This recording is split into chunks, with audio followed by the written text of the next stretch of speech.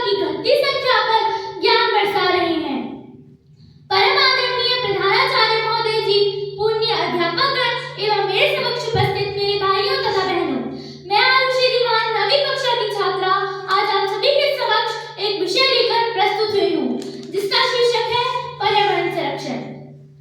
हमारे आसपास के आवरण को पर्यावरण कहा जाता है।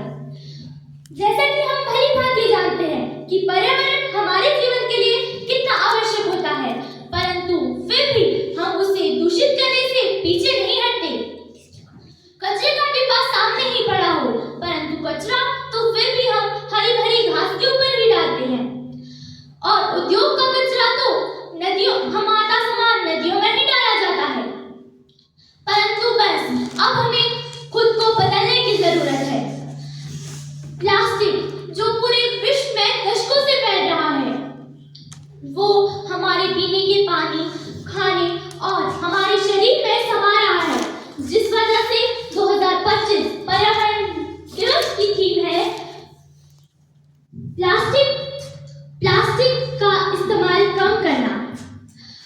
आज के समय में हम पेड़ों को काटते हैं, प्लास्टिक का अत्यधिक उपयोग करते हैं और प्रदूषण फैलाते हैं, जिसकी वजह से हमारा पर्यावरण दूषित हो रहा है।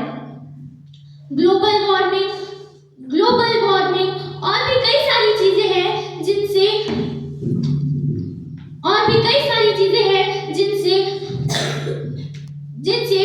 हमें समझना चाहिए कि अब हमें सतर्क होना है। छोटे छोटे कदमों से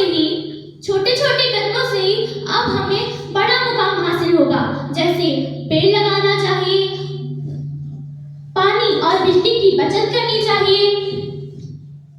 अंत में मैं बस इतना ही कहना चाहूंगी कि प्रकृतिरस्तु सर्वत्र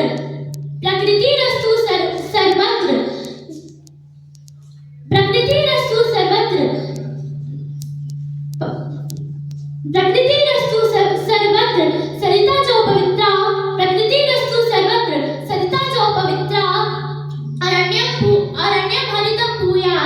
अरण्यं हरितं भूयात् जलं शुद्धं सरोवरे। अर्थात हर जगह प्रकृति रहे, जल शुद्ध रहे,